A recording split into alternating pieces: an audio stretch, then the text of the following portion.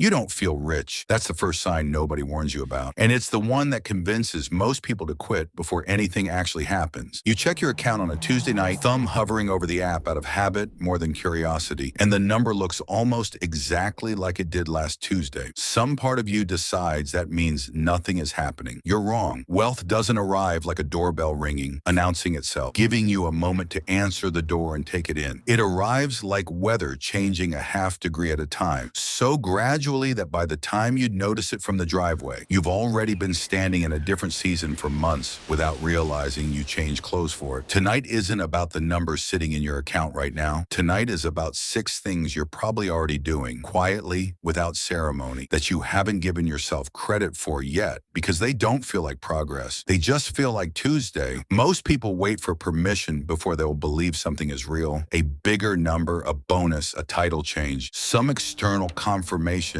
that finally says, yes, this counts now. You're allowed to feel it. But permission was never coming, and waiting for it is exactly how people spend a decade doing everything right financially while still feeling like they're standing still. The 6 signs below aren't a finish line. They're evidence, the kind a lawyer would actually accept that the direction you're moving in is the correct one, whether or not the feeling has caught up yet. None of them require a certain income to qualify. None of them require you to already have money in order to start collecting them. Their behaviors first, numbers second, and the numbers are simply what happens once the behaviors have had enough time to compound quietly in the background of an otherwise unremarkable life. Sign 1. You've stopped asking what something costs and started asking what it costs you. The text comes from your friend Priya at 9:40 on a Thursday night. A weekend trip, 4 people, a cabin 2 hours out past the interstate, everyone splitting gas and groceries and the cost of the place itself. $310 all in, nothing hidden in the fine print. It isn't a hard number. You could cover it twice over without feeling it, without even checking the account first the way you used to have to. A year ago, you'd have said yes before you finished reading the message, because that's what people who love their friends do, and because saying yes fast felt like proof of something. You read it twice now instead, not because of the $310 itself, because of the question sitting underneath it, the one that started showing up in your head sometime in the last 18 months without an invitation, uninvited but not unwelcome. Does this move you closer to something you actually want, or does it just move the money somewhere else and leave you standing in the same place? You text back that you're in, actually, because you want to be, and because this time the answer came clean. That's the part people miss about this particular sign. It was never really about learning to say no. It's about the pause existing at all, the half second of consideration where there used to be only reflex. Consumer research consistently shows that most people make purchasing decisions under $500 in less than 3 seconds, almost entirely on impulse and mood. You've started taking closer to 3 minutes on decisions like Priya's cabin, not because you've become anxious about money and not because you're cheap, because you've started treating the question as one actually worth answering honestly, instead of one your hand answers automatically before your brain gets a vote. Your coworker Trevor doesn't have the pause yet, and you don't think less of him for it. You just notice the difference now in a way you never used to. He got a bonus in March, $4,000 after taxes, and had a new watch on his wrist by the second week of April, financed over 18 months at an interest rate he mentioned at lunch, like it was a fun fact instead of a quiet warning sign. You didn't say anything. It wasn't your business, and it wasn't your place. You just noticed, privately, that his entire bonus disappeared into a monthly payment obligation, stretching a year and a half into his future, while yours had disappeared the same week into an account with a name too boring to bring up over lunch at all. You think about that difference sometimes without meaning to, standing in line at the coffee cart, watching him check the time against the watch face like it still surprises him it's there. It isn't judgment. You genuinely like Trevor. It's more that you've started noticing the shape of decisions everywhere now. The way you might notice a particular font once someone points it out to you, unable to unsee it afterward. The pause didn't arrive because you read a book about it or attended a seminar. It arrived slowly, from doing the small version of it enough times that it stopped requiring effort and became closer to instinct.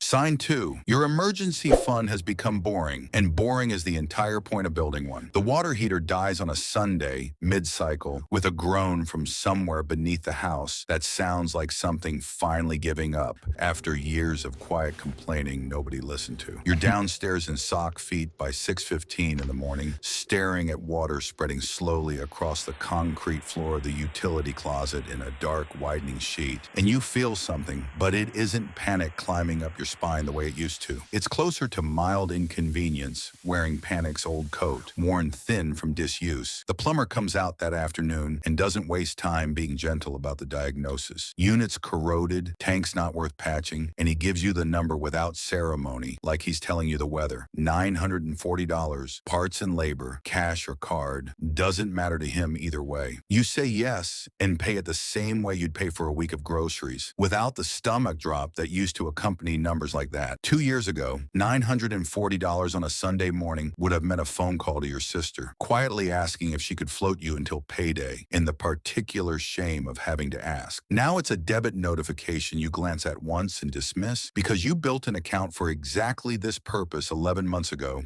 and have been feeding it $45 a week ever since, automatically transferred at 7 in the morning while you're still in the shower, without applause, without anyone watching. You remember opening that account on a random Tuesday night, half convinced $45 a week wouldn't add up to anything worth mentioning, doing it anyway because the alternative was doing nothing at all, and calling that a plan. Nearly 40% of Americans currently can't cover an unexpected emergency expense of a few $100s without borrowing money or selling something they own, according to recent Federal Reserve survey data. You crossed that particular line a while back and never threw yourself a parade for crossing it. That's exactly why it counts as a sign and not a coincidence. The things that actually reshape your financial life rarely feel like the moment they're supposed to feel like when it's finally happening. Your neighbor Greg mentions his own dishwasher trouble a few weeks later, standing in his driveway with a rag in one hand, telling you he's putting the repair on a card because things are tight this month, the way things always seem to be tight around the third week for him. You don't offer advice. Nobody wants advice standing in a driveway on a Tuesday evening. You just nod and say, "That's rough," and drive to the hardware store for something unrelated, thinking the whole way about how the difference between his Tuesday and yours was never intelligence or luck. It was $45 a week, moved automatically for 11 unremarkable months in a row. Sign 3. You know your net worth down to the dollar, and most people around you couldn't tell you theirs within 20,000 either direction. You open the spreadsheet on a Sunday morning in October, coffee still too hot to drink, laptop balanced on your knees the way it always is for this particular ritual, and you enter the numbers the way you do every quarter without fail. Checking, 2,210. Savings, 9,400, Roth IRA, 11,930, 401k, 18,300, car loan remaining, 6,100, subtracted at the bottom like it always is. You do the subtraction and write the total, then scroll up and pull July's entry to sit beside it. The way you'd hold 2 photographs of the same place taken in different seasons, looking for what changed between them without expecting anything dramatic. The difference between them is $4,700 in 3 months. You didn't get a bonus this quarter. You didn't sell anything, didn't inherit anything, didn't have some lucky break land in your lap. You just did the same quiet, automated things every single week, and the number moved anyway, without asking your permission first. Your friend Marcus, who earns considerably more than you at his consulting job and drives a car nearly twice the price of yours, laughed a little when you asked him last month what his net worth was. Said he genuinely had no idea. Said it like it was charming and self-deprecating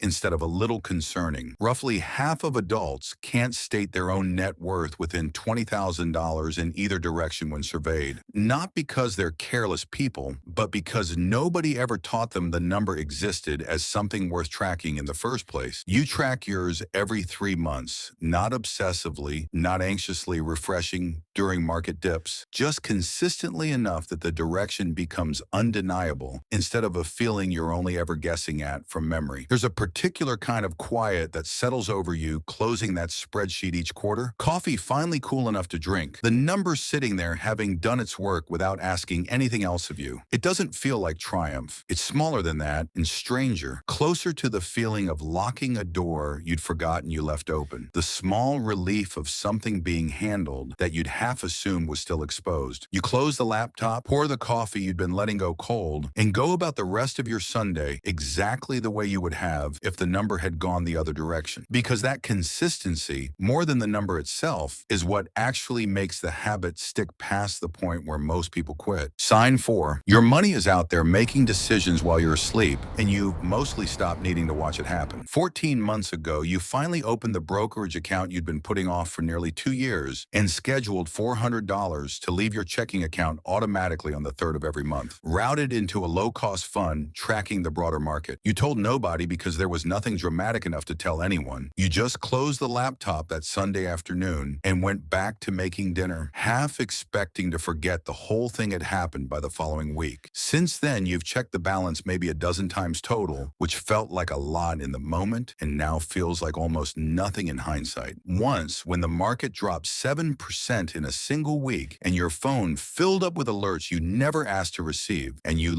felt your stomach do something uncomfortable and unfamiliar, and transferred your $400 on schedule anyway. The way you always do. You've put in $5,600 total across those 14 months. The balance sitting there right now this morning is $6,110. $510 that showed up without you lifting a single finger past that initial 14-month-old setup. Just time and compounding, quietly doing arithmetic you never had to think about or manage. The broader market has averaged close to 10% annually across the last several decades, though almost no individual year actually resembles that average number, which is exactly why staying invested through the uncomfortable weeks matters more than trying to time any of it ever could. Your coworker Danielle sold everything during that same 7% week, understandably panicked by the notifications, and bought back in 2 months later at a noticeably higher price than she'd sold at. She doesn't bring it up at lunch anymore. You've never brought it up either. Out of something closer to kindness than pride, you think about the difference between the two of you sometimes, not smugly, just factually, the way you'd note 2 different routes to the same office. She checked the balance daily during the drop, watched every red number, and the watching itself became unbearable enough to force a decision. You checked twice in 14 months and let the schedule do what schedules are built to do. Neither of you did anything morally wrong. One of you simply built a system that didn't require willpower to survive a bad week, and the other one hadn't yet. Willpower is finite and exhausting and runs out exactly when you need it most, usually during the worst week of the year, which is precisely why the systems that survive long-term are the ones that were never relying on willpower to begin with. Sign 5. You've started measuring things in hours instead of dollars, and it's quietly changed what you say yes to. The offer lands in your inbox on a Wednesday afternoon while you're mid-task and not expecting anything. A different role at a different company, $6,000 more a year on paper, a commute that would add roughly 70 minutes to your day round trip once you account for the new office's location. 3 years ago, $6,000 would have ended that conversation before it even properly started. No math required. You sit with it instead this time, not agonizing over it exactly, just actually running the calculation you never used to bother running at all, the one where you divide 70 minutes by the number of working days you'd lose it to and multiply out across the weeks in a year, landing somewhere around 280 hours annually that currently belong to you and simply wouldn't anymore. Hours you already have plans for, even if none of those plans have names yet. You turn the offer down on Friday morning, politely, without any real drama attached to the decision, and pour yourself another cup of coffee before your first meeting. This is the shift almost nobody explains properly because it doesn't show up as a clean number in any account you could screenshot. It shows up instead in the Sunday mornings you actively protect now, the meetings you decline because they honestly could have been an email, the fact that you now pay someone $80 twice a month to clean an apartment you used to spend your entire Saturday cleaning yourself out of some old, unexamined obligation. You finally understand what those particular hours are actually worth to you, and you've stopped pretending the arithmetic didn't apply equally to your own time the way it always applied to your money. Your sister asks why you turned it down when you tell her over the phone that weekend. Genuinely curious, not critical. $6,000 is $6,000, she says, and she isn't wrong exactly. You try to explain the 70 minutes and watch the explanation land somewhere between admiration and confusion. The way anything sounds a little strange the first time you say it out loud, instead of just living inside the decision privately. That's fine. It wasn't a decision that needed her to understand it. It just needed to be right for the life you're actually actually building, which nobody else can fully see from the outside anyway. The same way nobody could have seen the 70 minutes from where she was standing, only the $6,000, because the $6,000 was the only part of the equation visible from outside your own head. Sign 6. You said no to something you could genuinely afford, and it didn't feel anything like sacrifice. Your friend Ollie is getting married in June, and the group chat lands on a bachelor weekend that comes out to roughly $900 once flights, and the shared house and the group dinners are all added together at the bottom of the message. You have $900 sitting there, easily accessible, no stretch required. That was never actually the real question underneath the number. You sit with your phone in your hand for longer than a decision like this should reasonably take, not because of the money itself, but because you're running the calculation that's become fully automatic for you now, the one that simply didn't exist 2 years ago before any of this started. It doesn't come back clean this particular time. You text Ollie separately, tell him honestly that you're thrilled for him and that you're going to sit this one out, and he responds with a thumbs up emoji and a heart. And the group chat moves on without a second thought, already on to arguing about which house to rent, because the pressure, you realize, was never actually coming from him in the first place. It was ambient, floating in the room, the quiet cultural assumption that having money automatically means spending it the moment it's asked of you by someone you care about. You move the $900 into your Roth IRA instead, right then, before you can talk yourself out of it. It takes 4 minutes total, and nobody claps. Nobody even knows it happened. That's what real discipline actually feels like from the inside, once you're finally living it instead of reading about it. Not deprivation, not some grand sacrifice you're proud of announcing, just a preference that's gotten steadily clearer with practice, and the growing understanding that clarity like that doesn't need an audience to be completely real. You still want things, plenty of things, and the bachelor weekend was genuinely one of them. You wanted the cabin and the noise and the version of yourself that says yes without calculating anything first. But you wanted the other thing slightly more. And the fact that you could finally tell the difference between those two wants cleanly without confusing one for the other is itself the sixth sign disguised as a smaller decision about a weekend in June. None of these 6 signs feel like progress while they're actually happening to you in real time on an ordinary Tuesday or Sunday or Wednesday afternoon. The pause before a purchase that used to be automatic. The emergency that stays small instead of spiraling into a crisis. The spreadsheet nobody else ever sees you quietly update every 3 months. The $400 that leaves your account on schedule whether you're watching closely or not watching at all. The job offer you turned down without telling most people you even received it. The trip you skipped so quietly that most of your friends barely registered it happened. Each one lands individually as just another ordinary decision, mostly forgettable by the next morning. But add them together across 18 months, across 3 years, across 5 years of the same quiet Tuesdays repeating, and they stop being individual decisions entirely and start being a direction, one that was never actually going to announce itself with a doorbell or a bank balance that finally feels like enough to celebrate. It was always going to arrive the way real, lasting things tend to arrive, a half degree at a time, in weather you genuinely don't notice changing from the inside of it until one ordinary Sunday morning you look up and realize you're standing somewhere completely different than where you started. There will be a moment this week, probably smaller than you expect, where one of these 6 signs shows up again without asking for your attention. A pause before a purchase, a number you glance at and dismiss instead of panic over, a quiet no that doesn't feel like sacrifice once you've said it out loud. Notice it when it happens. Not to congratulate yourself, not to post about it, just to register that it happened at all, because that noticing is the closest thing to proof you're going to get most days. The spreadsheet won't clap. The account balance won't send a message. Nobody standing in the kitchen with you when the dishwasher breaks is going to tell you that you handled it differently than you would have 3 years ago. You're the only one keeping score, which sounds lonely until you realize it's actually the entire point. Wealth that needs an audience to feel real was never wealth in the first place. It was just performance wearing wealth's clothes, and performance runs out of energy long before compounding ever does. Somewhere out there there tonight is a version of you 5 years from now, looking back at this exact list, this exact ordinary Tuesday, trying to pinpoint the moment anything actually changed and not finding one single dramatic scene to point to. Just a long, uneventful string of these 6 signs repeating quietly for longer than felt reasonable at the time until repetition itself became the entire strategy. So here's the only question actually worth sitting with tonight, longer than it probably deserves. Of these 6 signs, how many are already quietly true for you right now, whether or not you've been giving yourself any credit for them at all?